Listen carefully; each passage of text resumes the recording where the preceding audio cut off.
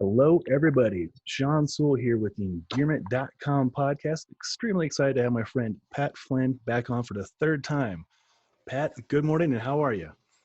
It is an honor to be with you again, Sean. I am holding up pretty well, my good friend. How about you? Same. I think, all things considered, doing pretty good. Yeah, we can jump right into that topic because that's like the elephant in the room. Yeah, no kidding. It's the invisible elephant in the room, right? It is. Well, what's that saying? How do you eat an elephant? One piece at a time. So let's break it down. My goal for this episode with you is to kind of pick your brain about how you were approaching this COVID-19 situation as an online business professional, as a fitness professional, as a father, as a husband. All of it. Yeah, I mean, it's very relevant. We're all, every hour, it seems like, getting some kind of new intelligence, best practices. I know it's kind of comical. Last night, well, it's not comical anyway, but it's kind of funny to see how quickly things change. Our mayor for Denver, Mayor Hancock, put it in place. Liquor stores will be closing indefinitely at 5 p.m. today on Tuesday. That lasted for 1 hour.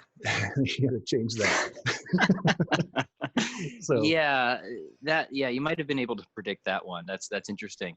Yeah, the response wasn't so well. Wasn't so enthusiastic about that, right? Wasn't met well. I mean, people need their, they need their, I guess they need their moral support. Sometimes that, for some people, that comes from the bottle, right? You can't cut down people too much. Not too much. But no, we're not. So I'm in Wisconsin, right? And we are not officially on lockdown like some of the other states. Obviously, there's a lot of businesses have shut down. Mm-hmm. Everything's canceled. But I know in Pennsylvania, where I moved from, everything is completely locked down. They're full, you are not to leave your house type of mode. Now, I will just say that us personally, my family, we have not left the house. We've tried to take the social distancing advice extremely seriously. So aside from one of us just going out and doing a few grocery store runs, we have been very holed up, my friend. Mm-hmm.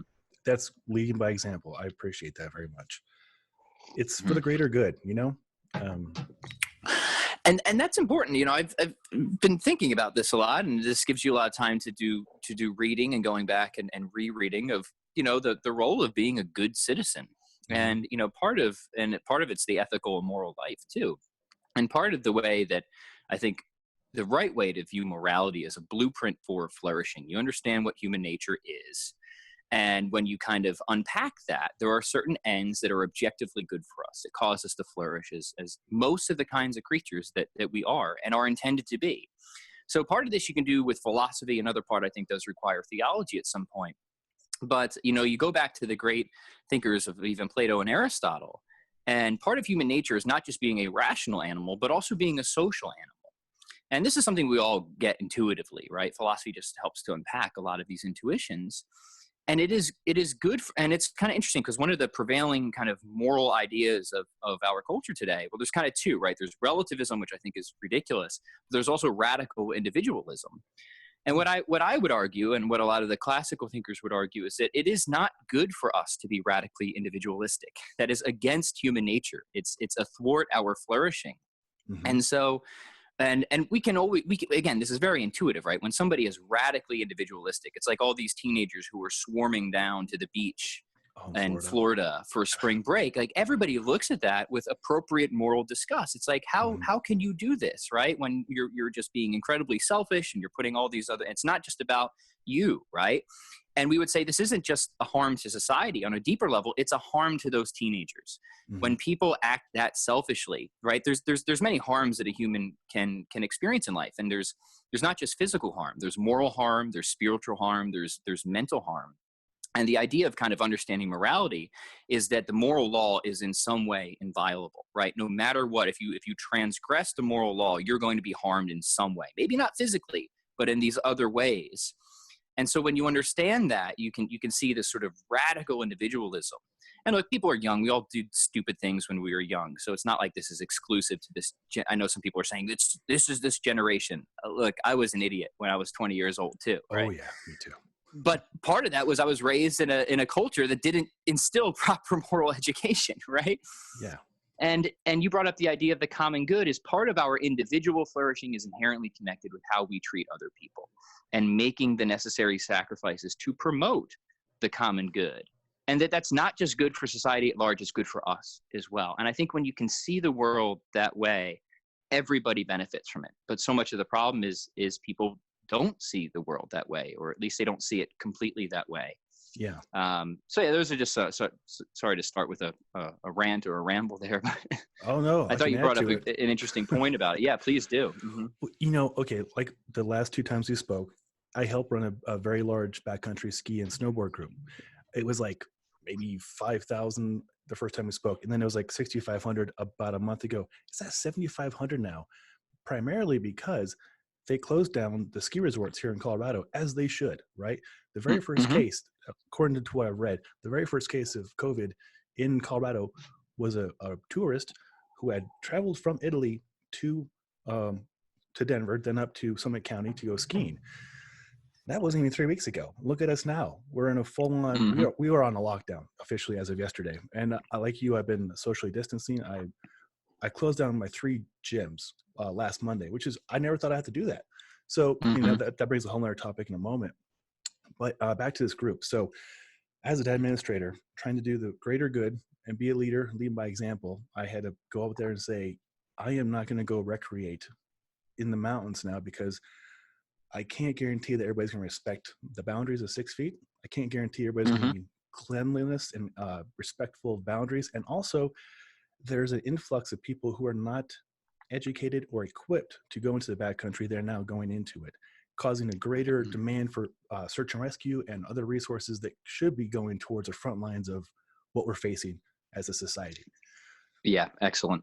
Yeah, so it was a tough call, and there's a lot of back and forth. Like you said, radical individualism. People are like, well, I'm off of work and I got 2 weeks paid. And I'm like, it's gonna be 1 2 weeks, people, but just go stay home and do a puzzle, like for the greater good.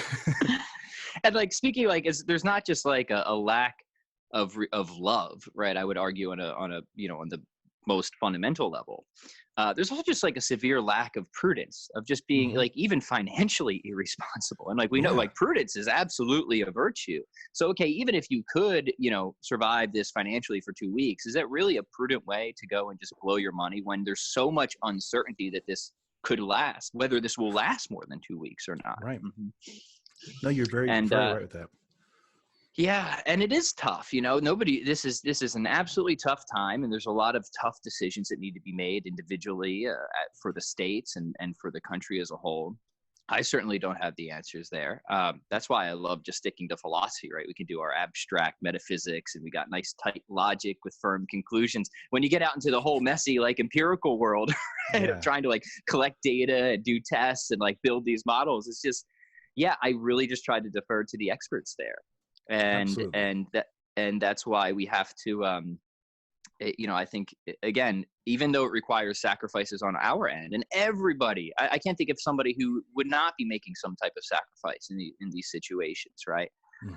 Especially, and we'll talk about the fitness industry.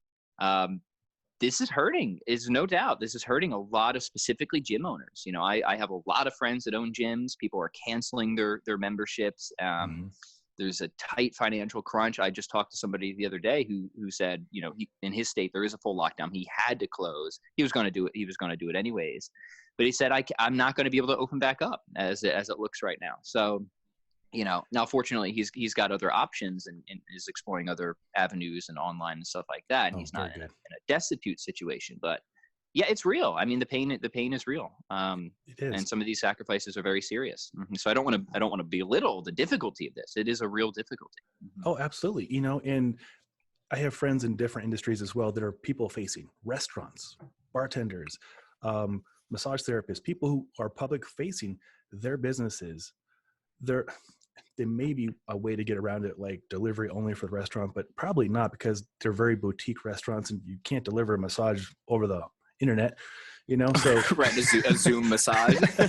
Man, if we could patent that, we would be doing good. That'd be something, right? Yeah.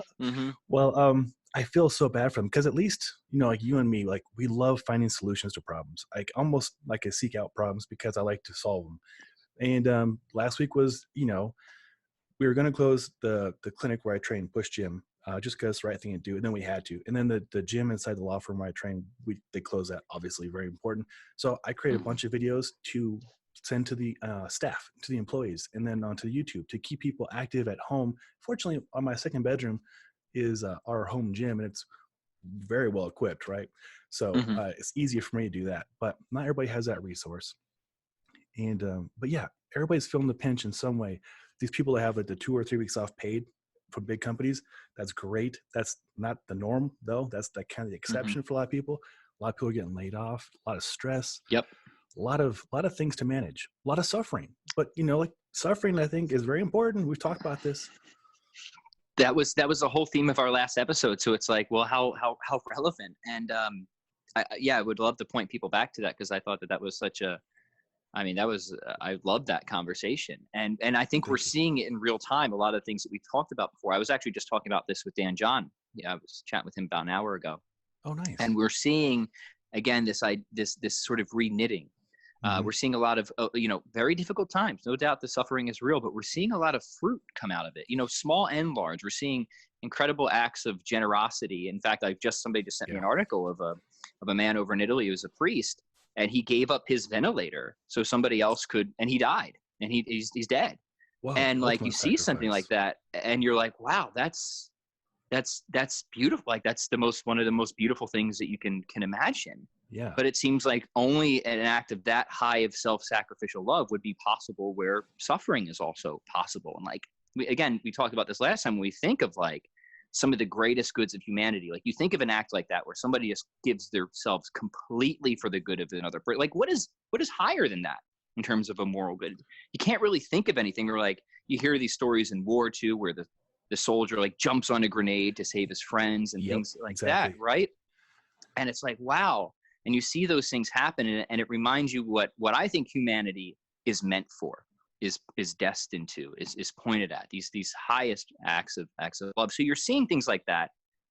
There's definitely the extreme level of that, which we all admire, but even smaller things of people just making small sacrifices of, they're checking in on the elderly people, even grocery stores, right? A grocery store by us has done a wonderful thing of just setting out a certain time for elderly people.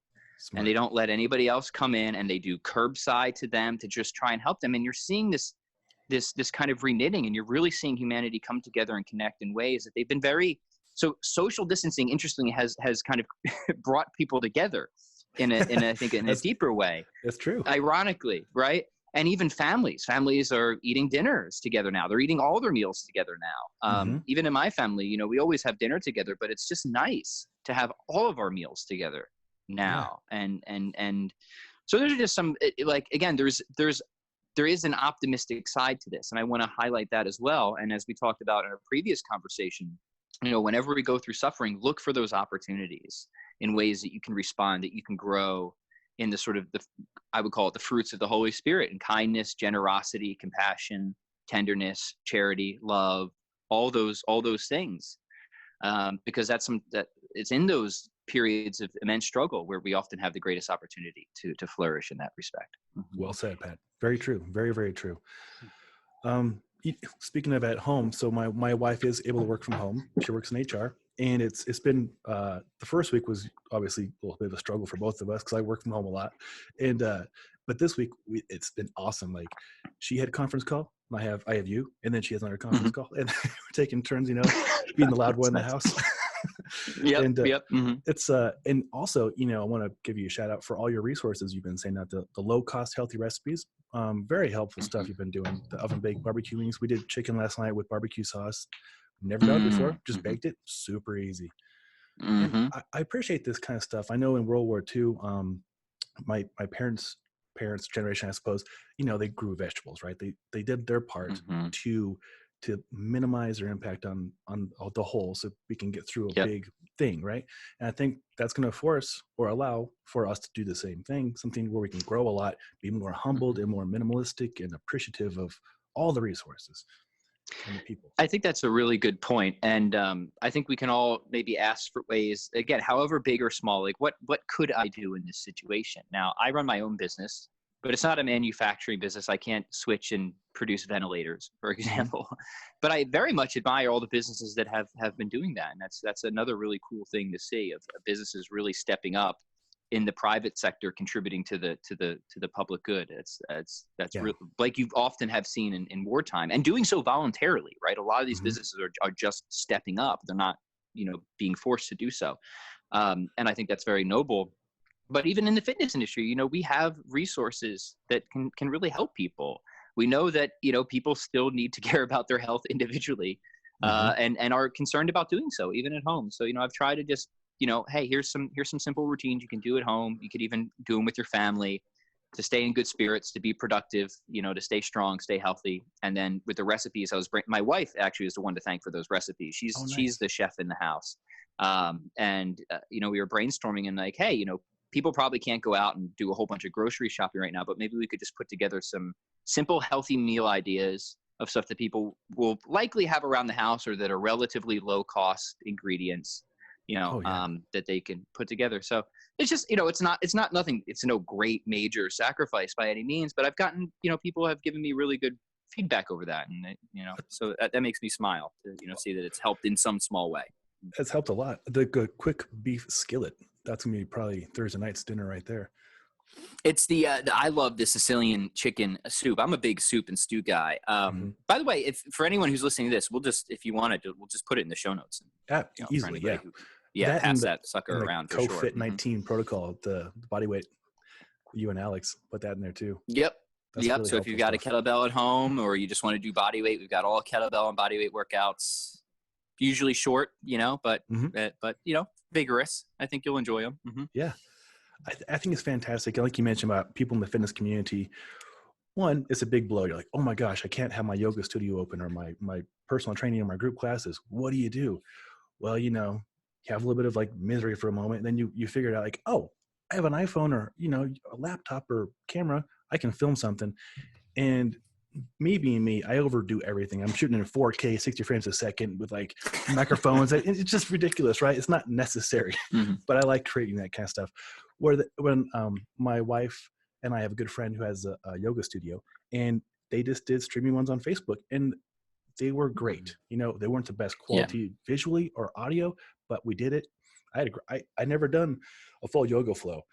I'm still sore. It was good. Oh yeah, they will eat you up, my friend. Yeah. And you're right.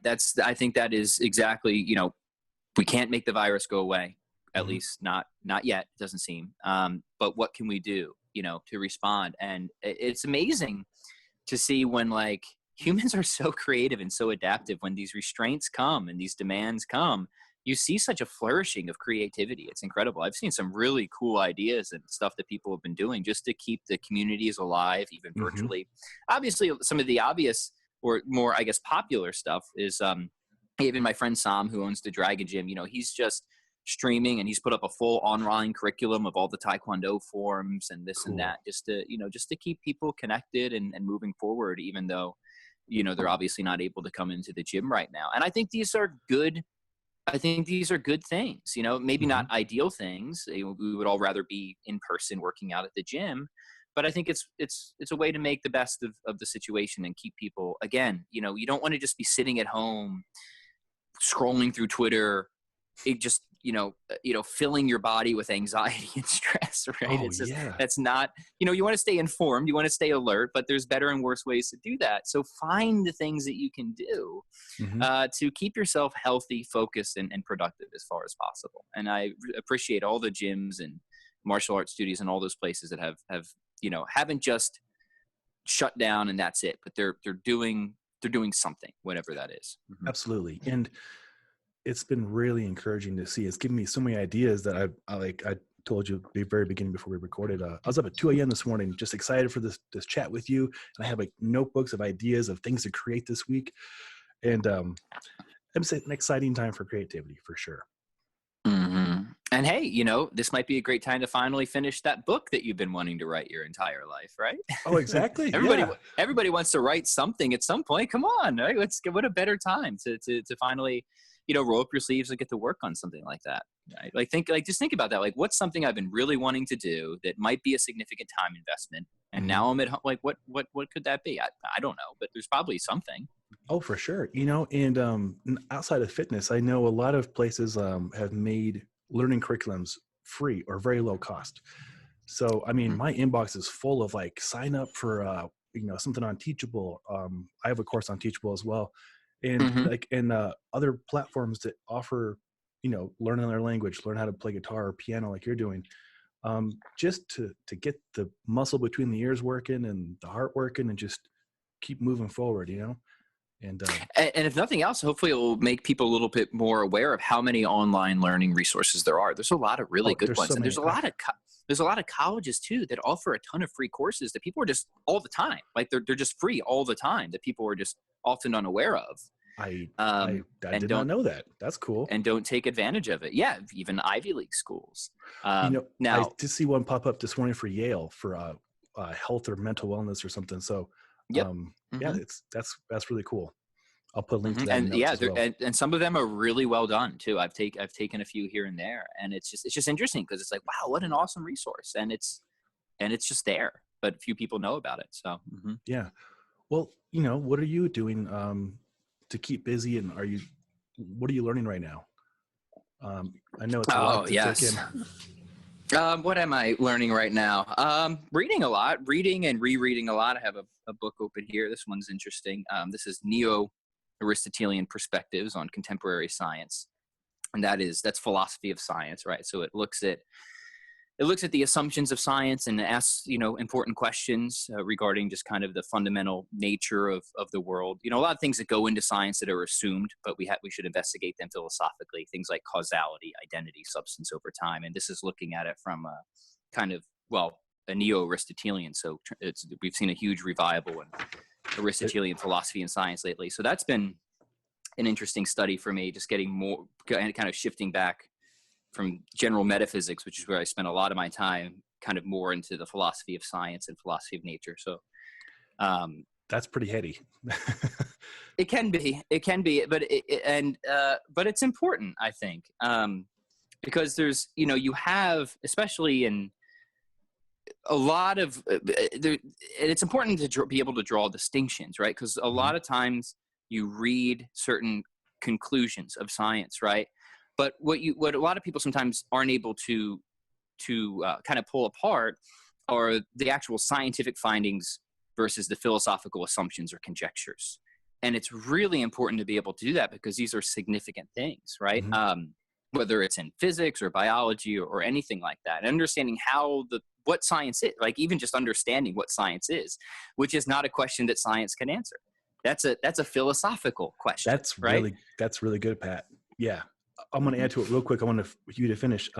My last person I'm training today virtually is a data scientist. So our very first appointment, I had said something's proven. He's like, nothing's proven. It's been demonstrated. And so I've been learning the jargon around how he speaks about science and data and collecting things. And it's cool to see your part of like the philosophical behind that. Like it's all fascinating stuff. Yeah. And, he makes an interesting point. Like, so in science, we typically see it as kind of an arc, right? Where we start with some type of hypothesis. So we know how to kind of narrow our hunt for data. And we go and we look at data and we kind of, reason inductively up to some type of general theory of trying to, refine the hypothesis. And then we kind of reason deductively down where we test the hypothesis, try to make predictions like, if this is true, then I should expect blah, blah, blah. Do I actually see that when I make predictions and stuff like that? So the nature of science isn't going to give you, say, a type of certainty that I would argue some forms of philosophy can give you. Like we would say that in philosophy, we have like metaphysical demonstrations where we start from first principles and we can argue deductively to a very firm conclusion. So, and of course, there's philosophers that debate whether that can be done. I would be on the side that say it can be done.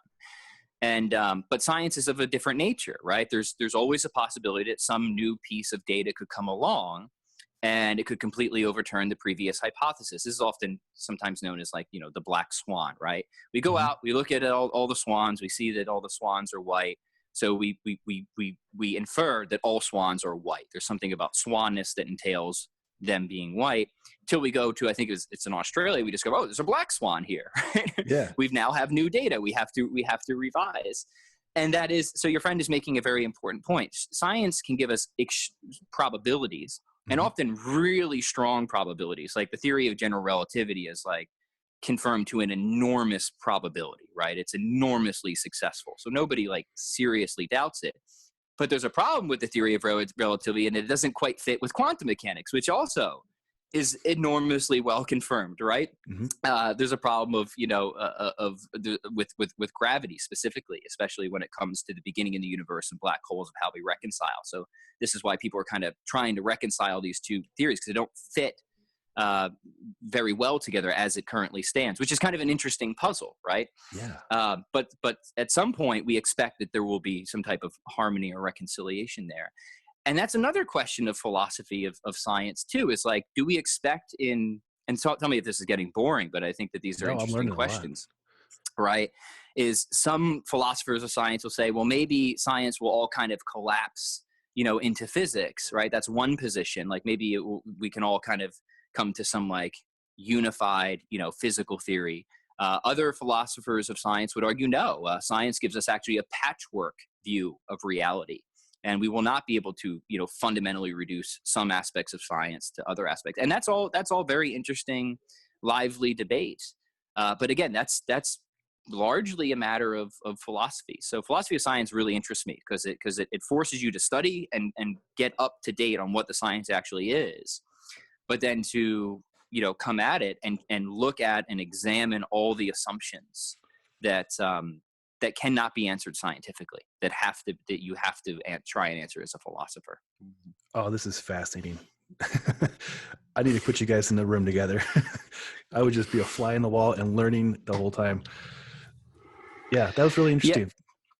Yeah. But it's one of those things where in science, your friend is making a good point, right? We have good evidence, strong probabilities that we should probably think that this is true, but we don't get like proofs in science like we get proofs in mathematics, or I would argue metaphysics, or things like that, right? That's a good point. Gosh, yeah, you're right. He was speaking about some kind of pure math last time we were training, and again, he was just like you, just big theories to me. So it's over my head, kind of, but it's all fascinating to me for sure. Philosophy of mathematics is absolutely fascinating. Like, what is the number 2? Right? Not like 2 that you write on the chalkboard, but like, what is the number 2? Is it something that exists?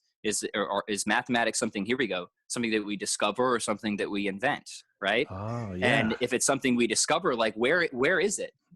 Like, where is it? It's not a physical thing, right? It's a universal. So like, where is this universal, right? And that is a fascinating conversation and debate in and of itself, of just the not just math in and of itself of doing math, but the philosophy of math, really trying to make sense of mathematics as a whole and its applicability to the universe and where to ground it, if we ground it anywhere.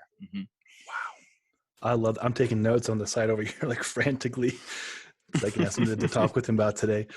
Oh, that's cool stuff, Pat. Very cool. But it's kind of funny, right? Because we all go through school and we learn to do math, at least to some degree. But like some of these bigger questions and assumptions, like those are, to me, like that's equally fascinating. And in some ways not more fascinating than just say, learning your, differential equations and things like that. Right. Yeah. No. This is fascinating stuff.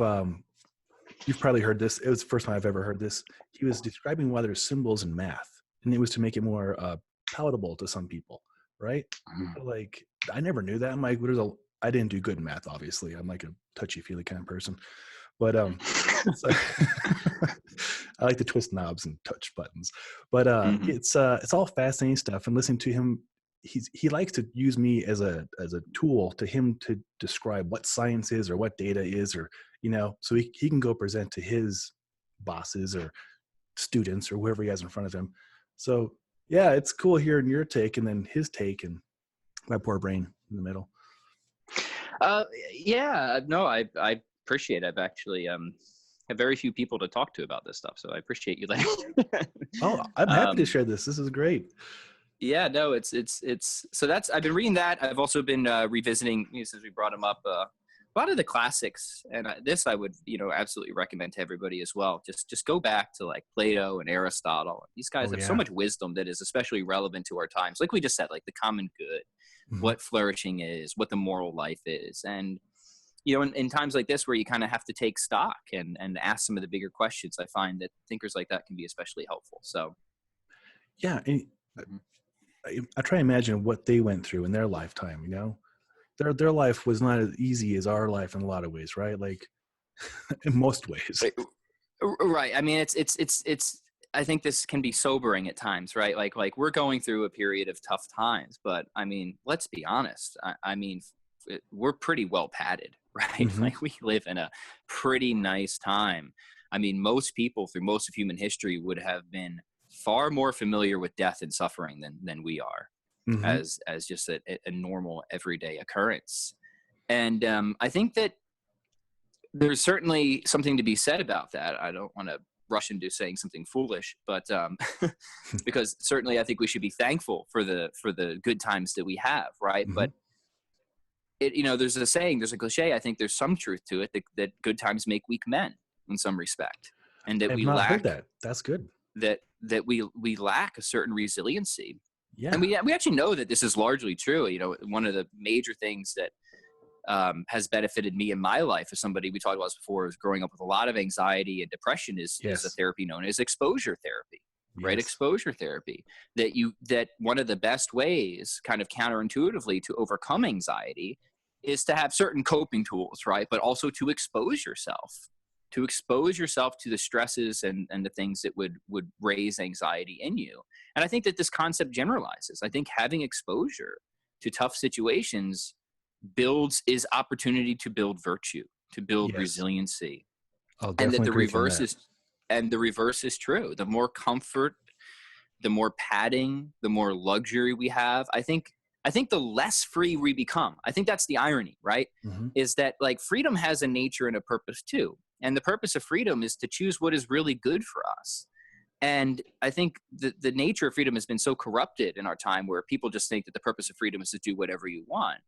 But when people start to do whatever they want, they fall into terrible vices, and they become less free, right? They become Hmm. dependent and addicted on things like whether it's Netflix or food or drink or anything like that. Hmm. And I think that really tells you something about the actual nature of freedom. Freedom is pointed at some type of proper end, and that when we live in a very lavish society and we don't actively discipline ourselves in a kind of ironic and interesting way, we become less free and less virtuous, and we become weaker.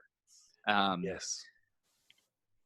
and I, you read back and you study history, and you see so many people who would have been so much more exposed to the harsh realities, and really are just became saints in many ways and extremely virtuous people. So I don't know. I'm just throwing a lot of stuff out there at random, but No, it's landing for sure. I was trying to think. There was a really good quote. Uh, Discipline equals freedom, right? So like discipline mhm. and like having, not an abundance of like instant gratification and vices. That's more freeing, I think. Like, you're regimented, you're religious.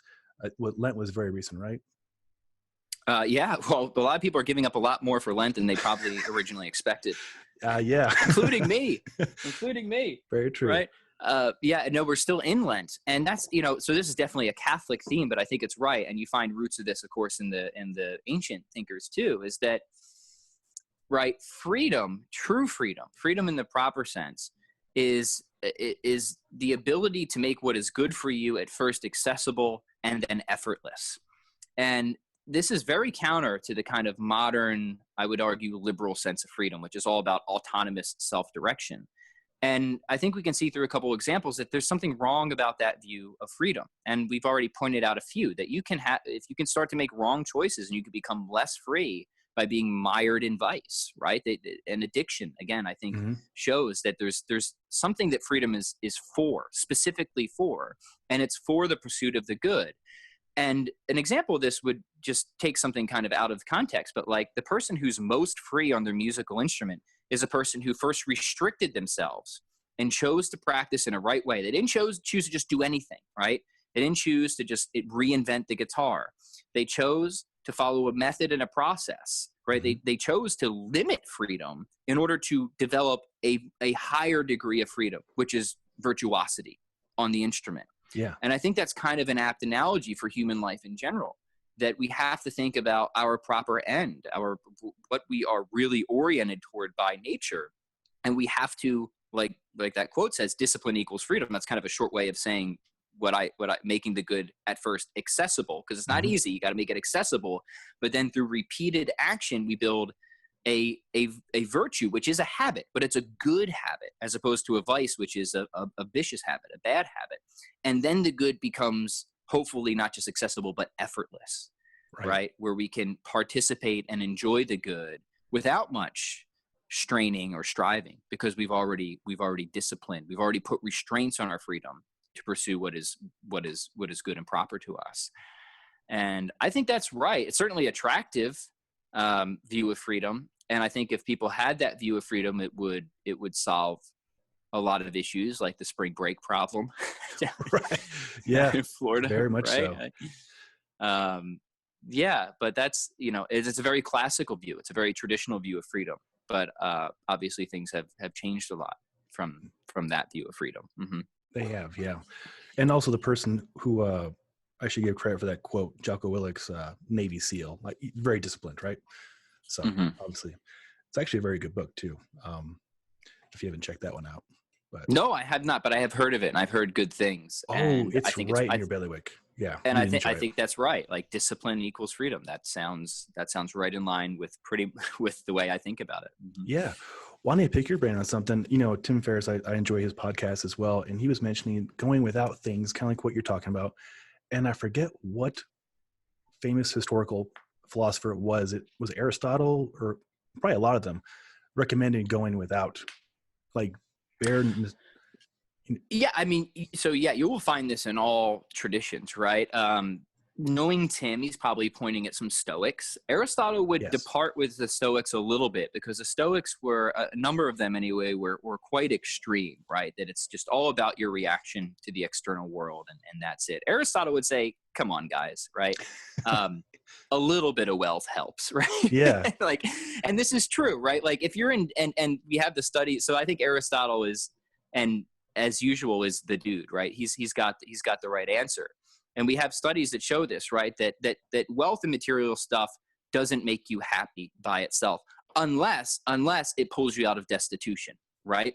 Yeah. So for a certain degree, if you give somebody some material help, they do become happier. And this makes sense, right? Like, I don't care how good you are at meditating. If you are in destitution, you're starving to death, and you're just riddled with disease, right? I don't care how much you've been practicing these the Stoic framework, right? Having some help, material help, whatever that is, will improve the quality of your life. And Aristotle got that, right? But he also got that we need the other virtues, such as temperance and prudence and fortitude, to understand how to moderate. And again, we see this empirically now. We have good studies to show that once somebody is out of destitution, just giving them more material goods and wealth does not make them happier. And in fact, at a certain point, you can become more miserable from it. So like this just kind of vindicates, I think, a lot of what Aristotle was saying.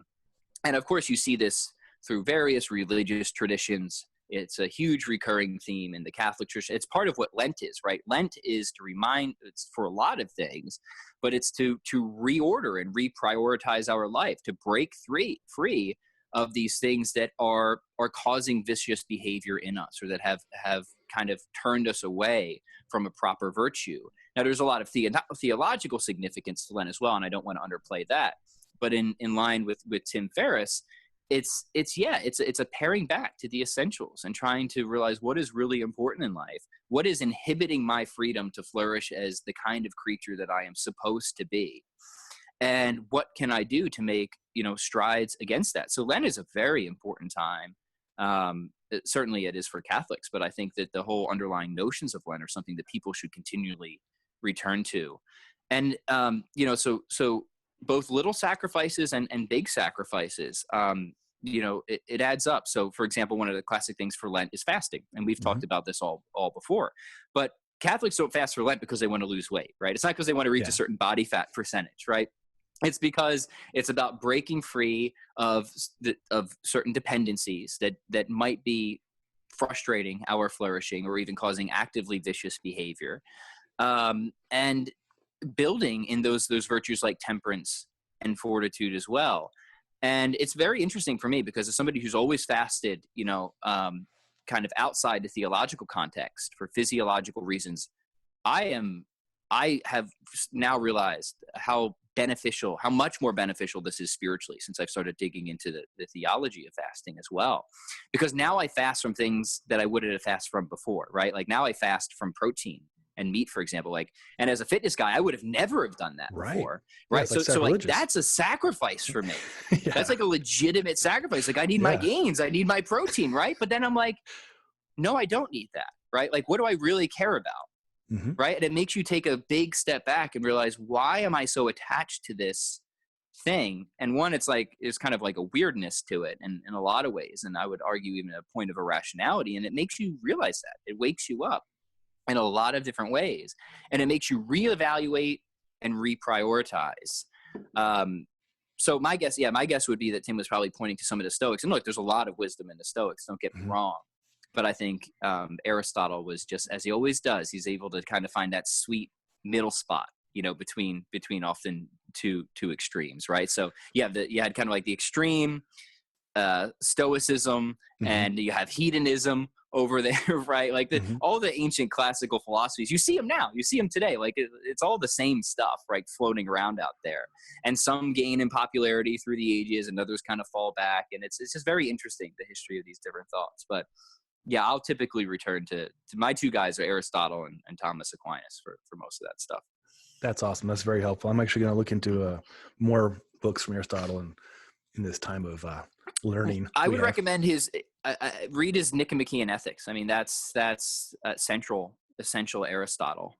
One of my influences growing up, Mortimer J. Adler, we may have talked about him before. He would always say, you need to read it 12 times. And I didn't understand why it was 12 times. He said, you just need to read it 12 times, and then you can talk about it. And then you read it 12 times, you understand, okay, he was right. I needed to read that 12 times. Interesting. Just to really fully appreciate it. And at different periods of your life, too. And that's how a lot of the great texts work, right? You engage with it once, you hopefully get a lot out of it. But as you grow, you kind of grow into these texts, and as you age, you have new life experiences that you can unpack from a lot of these texts. So if anybody hasn't spent time with Aristotle, I would start as relevant to this conversation with his Aristotle's Ethics, the Nicomachean Ethics. Perfect. We'll put that in the show notes too, because that'll help out a lot of people. This is very helpful. I didn't know we were going to go on this tangent. I dig it. No, this is fun. It's fun. But I mean, hey, minimalism. Yes. Back to basics. I'm all for it 100%. Right. And cutting these things out, cutting out. I mean, there's, television as far as possible. I get you might want to watch a movie with the wife or something. I'm not saying, you have to be unreasonable about these things. Social media, I think would be a huge boon if people got off of the Twitter feeds as much. Yeah. I mean, I think agree. of how much psychological stress you would save yourself. Fasting, throw some cold showers in there.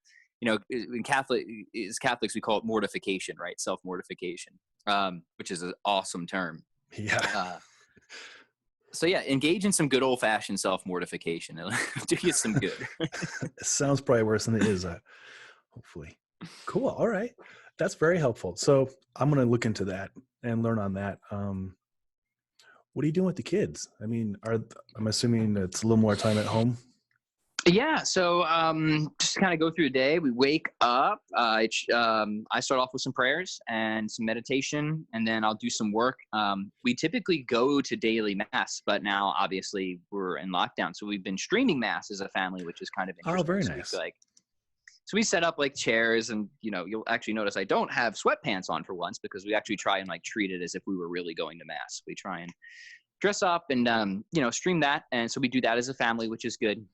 And then we have breakfast. We actually homeschool, so this has not been like a major shift for us in that way, because we homeschool, right? So It's not like our kids are suddenly just here. And then what we try to do with the kids, so they have a lot of activities, right, that have been canceled. So this is true. So like piano lessons, taekwondo. Yep.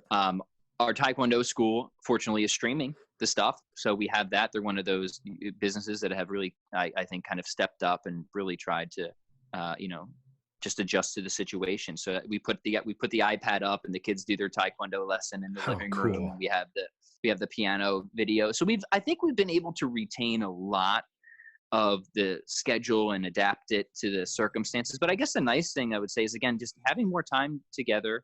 And I'm fortunate because we homeschool, we do have a lot of time together as well. But we've been actually I was talking with Dan John about this. The ironic thing is, like, the social, even though people are getting out of the house less, they actually seem to be getting outside more in an interesting way. So, like, I've noticed, like, more people than ever walking around the neighborhood. I'm like, wow, I actually have neighbors. Like, these people exist, right? And same thing with us. Like, we're pretty good about getting outside and walking. We'll be taking a lot more walks, right? Like, sometimes we'll just go as a whole family. Other times, like, I'll just take one of the kids just to have some time with one of the kids, or Christine will just take one of the kids. And that's been really nice. And so we've been trying to reflect on things that have changed for the better during this time that we want to keep. And I think that's been one of the nice discoveries, that there's been a lot of things that we've been either forced into or have started doing that we realize, we should have been doing this all along. Like, this is a really good, like these more family walks or individual walks with one of the kids. And that's our intention at this point, is to just to keep some of these things going that we discovered in these difficult times that have really kind of, they have a knitting purpose. They have a bonding purpose. But since we homeschool, I guess this hasn't been as difficult as an adjustment for us as it probably is for many other parents, because just by default. No, that's very fortuitous. And also, you're an online entrepreneur, so that's right. That's very fortunate there too. So my schedule has not changed drastically. I've always worked from home, which is kind of, this has actually been kind of a little annoying, right? This is one of the small sacrifices, is since I work from home so much, like, my natural inclination is, like, I want to go out. I want to do things. Yeah. Like, I want to go around people, because I'm usually not around people. And now I'm just working from home, and now I'm even more at home. So it's like, especially for somebody like me, it is what it is. But hey, we get to have these conversations, so you still get the interaction in other ways, which is nice. Absolutely, Pat. And I'm with you on that. Fortunately, this podcast is going, and the video works really well. And, one of the blessings of this whole opportunity is, like, hey, I get to chat with some really great people like Pat, and then Jeff Newport next week, and tomorrow, Jeff Sokol, and hit up Aleks. Oh, cool. Yeah. Talking to the Jeffs. Awesome. Well, make sure you tell them I said hello. I haven't talked. I'll be happy to. Yeah. But you're right. I mean, technology is good. So I have a men's group where we a religious and sort of study group for men, where we work through different either encyclicals or parts of the catechism or different books, and we've just moved that all online, which is super cool. And I have another men's group for Lent, where it's a bunch of men who are just keeping each other accountable for all the things that we've said we were going to do at Lent, which is hugely important. And same thing, we just moved that all online as well. So, thank God for this technology, seriously, because it's allowed us to be able to adapt to the situation in ways that wouldn't have been possible not too long ago. Oh, exactly. And I found it even helpful for little things like, sharing dinner with our nieces, because we can't see them in person, obviously, right now. So we get up to FaceTime and, say a couple things to them, or see the in-laws and stuff like that. And last Thursday, my wife threw a happy hour through like Blue Jeans, which is like Zoom, right? So she had like 9 people in her HR group, and they're all hanging out and talking, and that interaction is just so important, That's so take it cool. for granted. Yeah. So it's cool to see everybody adapting. Actually, her birthday is tomorrow. So yeah, so I got to figure something out. I got some ideas. Technology will help. Yeah, that's well, I'm sure you'll do something very nice. But do tell her happy birthday from me. I'll be happy to. That. That's very nice of you. It's and for us, it has been a different a change, because we're kind of in the middle. I work from home sometimes, and then of course in person at the gyms. So that was a big change. But for her, she already worked at home 1 day a week. So we built a nice little office in there, and she does great with that. But we're learning the boundaries of, like, all right, we'll meet in the break room, the kitchen, at this time, and we'll have lunch or whatever. So whatever we can do to just kind of keep some kind of routine and, structure. So it's not just honey-do lists and laundry and all the usual stuff. Structure is so good. And that's something my wife and I do, is like, we have a lot of time where it's like, okay, kids are going to have some quiet reading time or play time. And like, we're just going to hang out, just the two of us, and make sure that we have that time as well. And because if you don't allocate that time, you might not get it. Mm-hmm. So like anything else, make sure you're blocking off time, if you have a spouse, with your spouse, or even just for yourself, just to do something that, is important that you might easily put off. Exactly. I'm a big fan of structure. Yeah, absolutely. Yep. Mm-hmm. Structure really, really helps. Back to that book, you're going to love it, because they talk about the structure and how that gives you freedom. It makes you, operate better in a lot of ways. So I think you'll really enjoy it. And that makes sense, right? Because otherwise you're really haphazard, you're really inefficient. And we see this, the kind of thing that people often throw out is this idea of Parkinson's law, that work will always expand to fulfill the amount of time allotted to it. You give yourselves 8 hours to write a paper, you'll take all 8 hours, believe me, right? You give yourself an hour, you'll probably just take an hour, right? And of course there's, you have to be realistic with that. It's not an absolute, but there's a lot of truth to that, right? That having structure, and even when you have assignments, setting, somewhat pressing deadlines really can help to increase focus and productivity. Mm-hmm. And I've seen this in all areas of my life, whether it's writing, whether it's music, whether it's working out. I always try to have structure and set pressing deadlines. Now, it doesn't always mean short. Sometimes I do need an amount of time to do the work. So I try to be realistic, but pressing. I want some degree of pressure that's going to cause me to focus. And even better, if I can have that pressure from an external source. So for writing projects, it's pretty easy, because I always have like editors and stuff. And I'm like, like, when do you want this done by? I'm like, and I usually say, when's the earliest you would like it by? Yeah. Because they have reasonable expectations, but then that kind of applies the structure and pressure that I need to make sure I'm as focused as possible. I'm going to use that line. We talked last time, I have 25 writers that, I don't want to say report to me, but they report to me. And so I'm trying to play into their strengths as best as possible. And that verbiage you used might be very helpful. So they're not feeling so pressed and so stressed, but like, here's the window. Like, it'd be great if you had it here, but up until here. And and it's nice to have other people counting on your work. Like this week we got pitched from North Face. They wanted to use a video we shot from Outdoor Retailer. And I was like, oh, heck yeah. So I've been like hustling on that. And then Patagonia closed down, which was great. They did that. But every link I have, which is like 55 reviews I've done from, I have to send somewhere else now, for affiliates. So I've been keeping busy with that, because if you Google Patagonia anything, we're probably going to pop up. So a lot of, immediate things, important things, and just finding the balance and structure for all of it. It's important. That's a nice distinction you made right there. Some things are immediate and other things are important, and they're not necessarily the same thing, right? Like I have some or urgent, if we don't want to use immediate.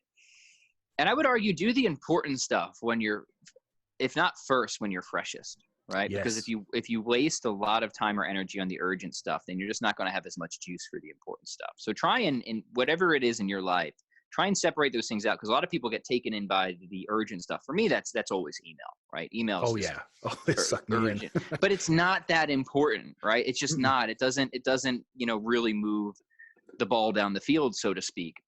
So I really try to place restraints on email throughout the day, structure there, so I can really focus on what's important and not, hopefully, I don't want to say what's urgent isn't important. Everything that I do, I hope is important to some degree, right? Yes. But there is a degree. And I think it can help people, if you're thinking about structure, to try and make those distinctions. Is, okay, what is really, like, if I can only get one thing done today, that I would be, and if I got nothing else done today, I would still be happy that I got that thing done. Almost never do I answering emails, right? Like almost never, right? There's usually something that's far more important. So I think that's a helpful question to ask yourself, and to maybe think about ways you could structure your day around that. That's great advice, Pat. That's very helpful for a lot of people, especially right now where things have changed. They're not in their office, or, they're trying to figure out what is important, like what is reactive, what is strategic, and how to allocate their time effectively.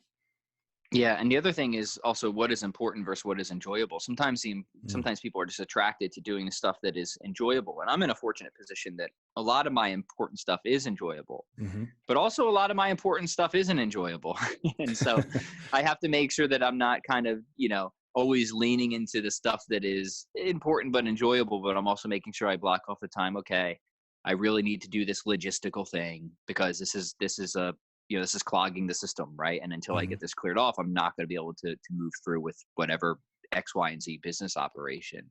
And just having that marked down, typically at the beginning of the day, with that cup of coffee. Well, not for me, because coffee is one of those things that's gone for Lent. When we talk Oh about yeah. sacrifice, my friend, That's tough. yeah. Um, so that's another thing that I've learned in my life, because my tendency is to try and avoid the stuff that I don't enjoy, and that has been detrimental. So yeah, can't Yeah. do that. I was working with this Finnish guy, a Finnish professional snowboarder, and he had a saying, and I'm sure it works in our language too: "Eat the frog first." That's Like, right. Yeah, yeah, swallow the frog, or yeah. yeah, yeah. Like nobody wants to do that, so just get it done first, right? And Yeah, so the idea is whatever, like the I think they would say generally the most unpleasant task of the day, like just get it done with as early mhm, as possible, because if not, then you're going to put it off. And I think I think there's a lot of wisdom to that. And sometimes the most important task is the most unpleasant one. mhm, But it's a principle kind of in working out too, right? Like whatever is most important in our workout, like we want to do that preferably as early as we can in the workout, while we still have the reserves, while we still have yeah, the energy and the focus. And then doesn't say that there aren't other things that are important, but like, hey, if I've got some heavy deadlifts coming up, I want to do that as soon as possible. Right. I mhm, want to make sure I want to prep myself, of course, but like, that's not something I want to wait till I've already been in the gym for 30 or so minutes to yeah. get That's a around to. very good point. Hmm. Hmm. No, that for all the fitness professionals out there, I think that hopefully that's a like a given. Like do the big heavy stuff first, and then work your way down. That's usually how I Yeah. program anyways. Then do your curls and the Yeah. extensions and all that. And like, just take that concept, which is, again, is very intuitive in working out, but just apply it to life in general, right? Hmm. Like to your career or your writing projects or anything like that. Whatever is the most difficult, arduous, but also important task, just get it done. Yeah. Just get it done. Yeah. I'm Hmm. with you on that. Oh my goodness. I did get to listen to a bit of your Dan John podcast on the way. I went to the mountains last night. I was like, I know we're going to be on lockdown starting at 5 p.m. today. So I grabbed the dogs in a blizzard, went camping. It was a good time. But what surprised me was how busy it was up there, which gives me more reason to abide by all the best practices and rules and stay away from everybody. Yep. But so we found a very secluded place, and it was very pretty, and the dogs were nice and worn out. But long story Mm-hmm. longer, it gave me a good chance to listen to your discussion. And Dan and you always have great discussions. I learned something from him and you. I didn't know the water Thank you. heater is well, yeah, I learned a lot from you guys. The water heater, 150 gallons of water in there. I never thought about that. I learned that as well. You did not learn that from me. We both learned that from Dan. I had no idea, but Yeah. fascinating, isn't it? Mm-hmm. Oh, very much so. And I'm actually sitting right. Mine is like right there. I don't know if you can see this, but like I'm in this is my basement here, so it's right behind me. So I'm like, all right, got the safety tank back there. Yep. Mm-hmm. You were going to stay hydrated, my friend. Mm-hmm. Well, it's kind of funny, because camping season's coming up for most people in this continent. Not right now for a lot of people, but we get a lot of gear to test, like water purifiers, water Mm-hmm. filters, which there's a difference, solar panels, and all this stuff. And so I was up shooting videos for like Mystery Ranch and Sawyer water filters and stuff, and it got me thinking about like not like preparation people, like the preppers that are going crazy, but like what would Mm-hmm. you keep on your person or in your vehicle or in your closet next to your water heater? So I'm trying to make like a best practices for like a non-crazy person's survival kit. I like that. So we can jam on this. I am not an expert in this, but I'll tell you what we did. It wasn't to go hoard toilet paper. That didn't Right. seem especially important to me. We have a bidet. We're good. Yeah, well, there you go. Right, awesome. But we got a lot of the stuff that will last a long time. Rice. I mean, if you need Yes. rice, come and get it, my friends. We got plenty of rice and smart. beans, and the food that doesn't cost a whole bunch, but will last a long time. And again, not hoarding it, right? Because other people need food too. And fortunately, I mean, at least around here, it's amazing how quickly the stocks have actually been reshelved. Like Christine Oh, just good. made another minor run to the grocery store the other day. She's like, it's all there, right? It's like, wow. Wow. Good Something, supply and yeah, demand. which is cool. I know that isn't the case everywhere, but out here it's been pretty good. Even the Costco was pretty well restocked after, the initial kind of wave of people, right? Mm-hmm.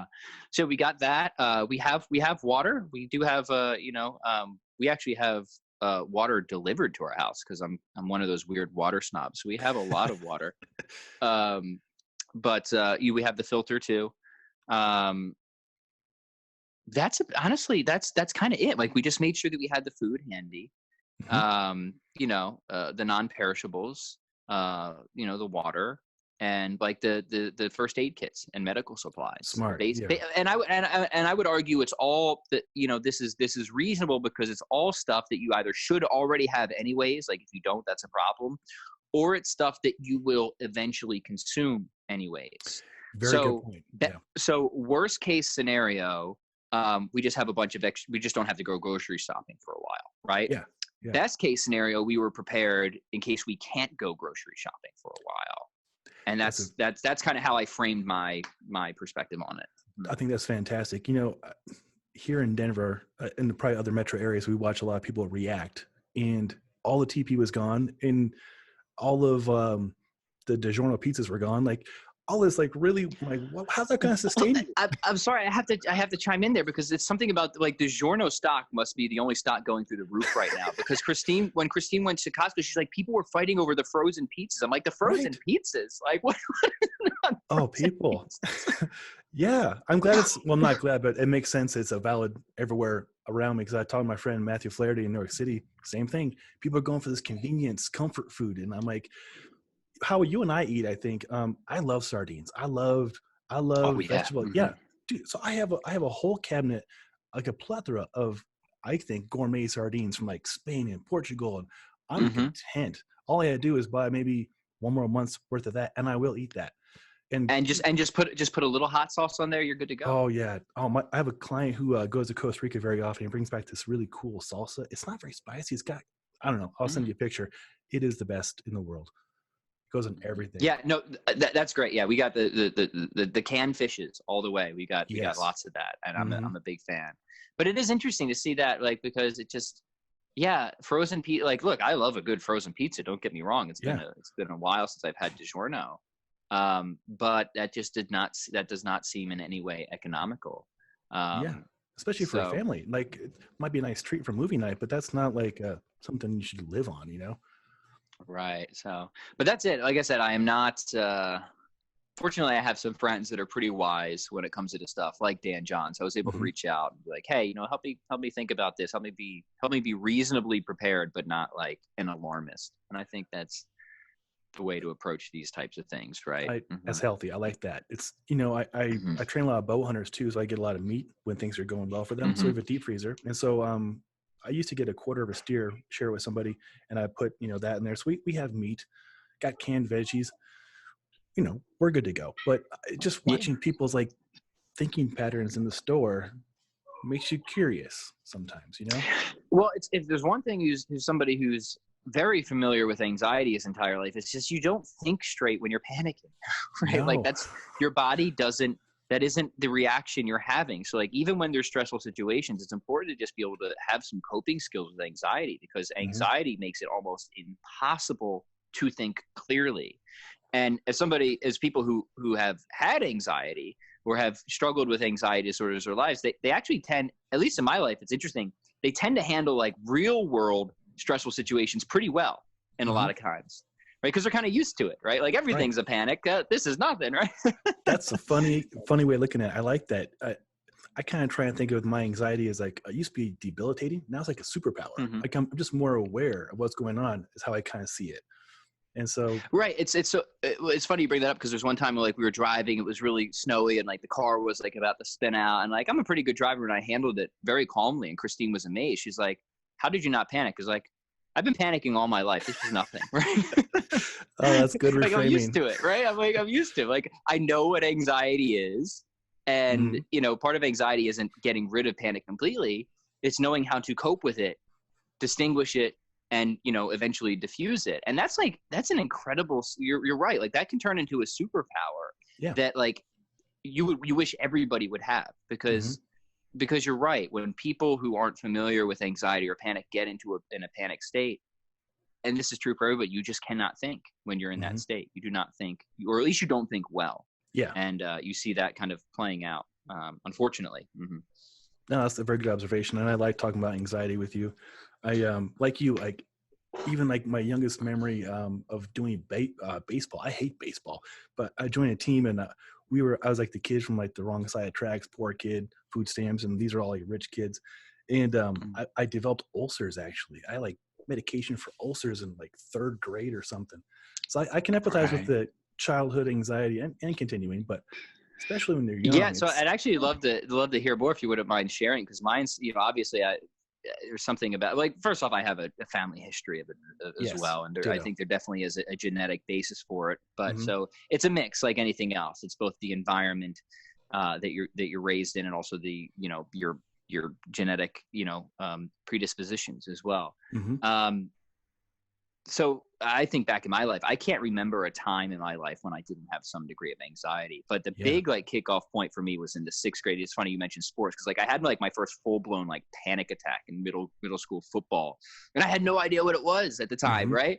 So like you think it's a heart attack, and you're like totally freaking out, and it was so embarrassing. Like I laugh about it now. This was embarrassing at the time because like they brought in the paramedics, and like I'm like this chubby middle schooler, and I think I'm I'm freaking out thinking I'm having a heart attack. That was like one of the worst things because like most people didn't know what I had, which was odd because my mom always had really bad anxiety. It was odd that like that wasn't considered even by my mom. So I was diagnosed with sports asthma, which I definitely didn't have, right? It definitely wasn't that. So then I just started having anxiety about having sports asthma and having asthma attacks all the time, which then of course would like make me think I had asthma attacks because I couldn't breathe because I was having anxiety. Wrong diagnosis and becoming psychosomatic, and oh my God. Yeah. I laugh at it now. It was obviously a great point of suffering in my life back then, but it is kind of, you got to laugh about these things at some point. Oh, for sure. No, I feel you on that. Yeah. The anxiety, it was so bad for me at points. I actually dropped out. I was very good at school, but I actually was so anxious about being in school. I dropped out 5 times in high school. I was going to finish like Doogie Howser in 3 years. And it took me, I was on a 6-year plan. Eventually I got done in 5 years, but yeah, anxiety. I used to let it just totally consume me, right? But I don't know when it was when I tried to reframe it and think about it. Okay, I'm just very, very, very aware of everything, and I can be good. So just try and use it as a superpower. Right. So I remember, agoraphobia, 100%. Yeah, I'm with you there. Yeah, I had multiple phases of that in my life. Yeah, where I couldn't even go to school. I couldn't even get out to the bus stop, right? Yep. So with you there, high five to the team agoraphobes.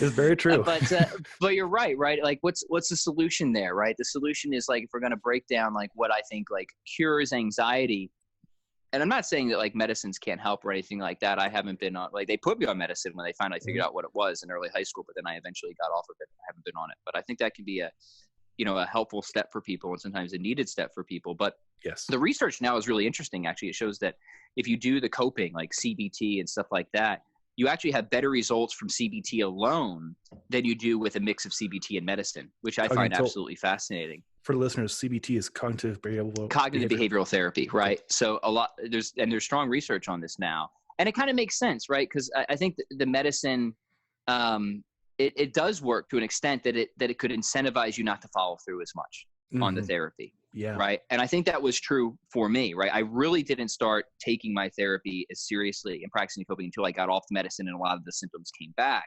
But when that happened, I took my therapy much more seriously. So so even my experience, I can look at that research and say, oh, actually, that kind of matches with my experience. That kind of makes sense.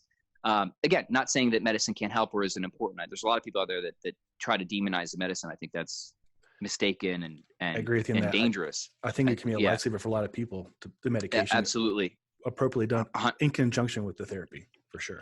100% agree with you. Right. But going back to the thing that's really helped me, because you brought up awareness. Yeah. It's like everything to kind of like help with anxiety is like everything that you would naturally do. Don't do that. Right. So don't fight it. Don't run away from it. That's the first step. Like whenever you have an anxious thought, don't tense. And the word that I always thought my therapists gave this to me is like, don't tell yourself to relax. That'll never work. Try sag. Just think sag, right? Or float. Float was the other good word. Whenever you have an anxious feeling, think float with it or sag with it. So don't fight, don't run away from, right? And the other big thing is don't add second fear, right? And so distinguishing between first fear and second fear. First fear you often can't control, right? It's just you've kind of set these grooves in your brain where anxious thoughts are kind of on replay or repeat, and they just come up automatically at certain times or in certain situations. You can't always control first fear, but you can react to it by either adding or not adding second fear. And whenever you add second fear, this is when you get into the what if thinking, right? This is when you play on to the first fear. That's what actually carves those grooves out and deepens those grooves, those neural pathways. Wow. So by adding the second fear, you're only feeding or strengthening the anxiety, right? So the response has to be don't fight, don't run away from, don't add second fear. So you just kind of like greet the anxiety, like these little tricks, like, oh, that's anxiety. And you sag into it. And then the part of not adding second fear is patience. Don't be impatient with time. You have to let the thoughts and feelings come, and you have to let them run out of their mental energy because they have a certain energy, right? And patience is, I think, the key to the cure, right? Because if you start getting impatient, you start tensing. And as soon as you start tensing, you start adding second fear. So I would say, don't fight, don't run away from. Learn not to add second fear. Like greet the anxiety very gently. Oh, that's anxiety. I know what this is. Come on in. Stay as long as you want, right? These different kind of like, you can kind of be playful with it, honestly, right? I know what these feelings are. And then don't be impatient with time. And for somebody who's really struggled with anxiety, like don't be impatient with time. Could be months. It could be months, right? Because your nervous system is so sensitized. You're so wound up that it could take a good couple of weeks, maybe months to unwind all of that. And for your brain to start to develop new patterns of thought and to carve out new positive grooves, and for those negative grooves to stop being to be so well worn and energized. So those would be like the 4 steps that I would offer. Don't run, don't tense, don't fight, don't add second fear, and be patient with time. And it's hard to implement those, right? You will make mistakes. You will make tons of mistakes. But if you keep coming back to those basics, I promise you, anxiety, I hate to use the word cure, but you can live a happy life, normal happy life. And there's hope, right? People who've had anxiety for their entire life have effectively been cured, right? I think everybody with anxiety, there will always be flare-ups. There will always be occasional setbacks. There will always be things you have to deal with. But you can return to, a life that is largely anxiety-free or significantly reduced. That is extremely helpful, Pat. That might be the most helpful thing of the whole chat. And there's been a lot of good nuggets. That's great to hear from you too. That's going to help a lot of people out there. And anxiety, depression, and for myself, grief. I worked with some very good therapists who gave me some good tools, like you just gave the listeners. And I really appreciate that. Is learning to accept, almost not get comfortable, but just accept that this is part of life and it will pass and it will be okay. It's just, like when I had to, the decision kind of made for me last Monday of my in-person jobs not being available for X amount of time, I was like pretty uncomfortable for the first few moments. I had some anxiety. I was like, all right, it's going to be okay. And then I didn't let the secondary get like, what if this, what if that? Like, well, these people are scared too, and they need help. So I need to figure out a way to help these people. That's absolutely beautiful, and I think correct. And part of those 4 steps, if you really look at it, like, what are you really doing? You are accepting, right? You're not fighting. You're not running away from. You're not building on the fear, and you really are. It's just a form of radical acceptance. Ooh, I like that. And when you stop feeding those anxious thoughts so much energy, you can and will eventually restructure your brain. Like the amygdala will begin to cool, right? And the reason you're so anxious is because you keep feeding the anxious thoughts. You keep adding that second fear. You keep ultimately not accepting. Like that's the issue, right? So which is funny because it's kind of counterintuitive. When we're anxious, we want to fight. We want to run. And that only compounds the problem. So you have to be able to take a big step back and do what you would not do almost instinctively. which I is love it. again which is extremely difficult, of course. Yeah. And but it just takes practice, like anything else. And if you practice it, I promise you, you will see massive improvements. It's very good, Pat. And I was kind of thinking a way to copyright what you just said. Get the fight or flight, but then you have to float. So don't fight or fight, just float. I like that. Yeah. And by no means are these original to me. These are tools that I've acquired through the years of having some very good, therapists, people, also other people who aren't even therapists, but they've just come out the other side of anxiety too. Right. And there's a lot of those people. Mm-hmm. I think those are the people we should be hitting up right now in this kind of time, because they've endured. They didn't read it in a book. They've created their toolkit to get through, and they can teach it. Absolutely. And that's inspiring, because I think when somebody has, like, the worst thing that I thought when I was like a kid with this anxiety is, and everybody with anxiety has this experience, you think you're the only one, right? Mm-hmm. Or like there's almost nobody else like you, which is not true. Statistically, I mean, it's millions and millions of people, right? Mm-hmm. I forget the exact percentage, but it's a lot, right? It's a lot, especially in our modern age. And that the kind of constant second fear that you always add, the what if, is like, what if I never get out of this? Or what if I can't get out of this? But then finding those people, then there's a lot of them who have come out the other side, shows that, one, you're not alone, and two, that this is something that can be resolved. Absolutely. This message needs to get out to more people, I think, because it's very true. I think that's why Jeff was recommended to me tomorrow. I'm going to, hopefully he'll share his story about his progress and where he is now. And you sharing your stories. It's very important people hear these insights, because hopefully it will help them if they let it help them. We're all in this together. Everybody's going through some stuff, and they're not alone. That's the big takeaway. That's right. Yeah. No, always happy to open up and share about this stuff, because anxiety and all mental health issues are kind of like, there's still this kind of weird taboo about them, right? Which I think is starting to break down. And I'm very glad to see that. And if we can add anything positive to that discussion, all the better, right? Because obviously, as both of us, as somebody who's when you suffer with something, you inherently always become far more empathetic to anybody else who is, because you've been there, right? You know how terrible it is. And that's one of the fruits of suffering, right? That we've talked about before. Interestingly enough, like it just causes you almost naturally to want to be so much more compassionate, especially to anybody who's been in a similar situation. So always happy to chat about this and share however, whatever. Hopefully it's helpful in some way. Oh, it is, man. Like I told you last time, our very first conversation, I had such good feedback from people that I would never thought would be interested in this kind of stuff. Backcountry skiers and snowboarders and fitness people. And then the second show, lots of great feedback, very helpful insights. And this one, I love it. I love you, man. I love your messages and what you're doing out there. And I know we've been going for over an hour. And so I think might be a pretty good place to pause and maybe do this again in a week or two, because we got a little more. Hey man, time. I am down. I'm around. I got plenty of time. I'm here too. No, Sean, it's always a joy. I really appreciate this. It's always fun just to hop on the mic and just swap ideas here. So I hope people have gotten something out of this. And if anybody just, I'm trying to think of conversations I've had before. More, I want to start doing more of my own podcast on the mental health side. So thank you for allowing me to air some of this, because it's something I've been wanting to do. And I have done a few episodes before. Unfortunately, I don't have them on the top of my mind, but there's definitely a couple of episodes on the Pat Flynn Show where I've gone a little bit more into the mental health and anxiety. I do recall that, and I listened to it over like at least twice, because I was so impressed that you had the gumption and the will to go and talk about that publicly. I talk about it, but people are like, I like talking about it, so I don't want people to feel like they're alone. So I'm really proud of you. Right. And it was one of those episodes, right, where it just goes to show how prevalent this is, because the outpouring of people who are saying how much they appreciate this. And again, it's this idea that just people often think that they're alone, and you're not, no. You're definitely not. No. So good stuff, man. Really, really had a fun time today. Appreciate it. Me too, Pat. I really appreciate you. I'm going to put the show notes for your wife's recipes. Your and Alex's bodyweight workouts, and then I'm going to put a link to my videos I'm putting up together too.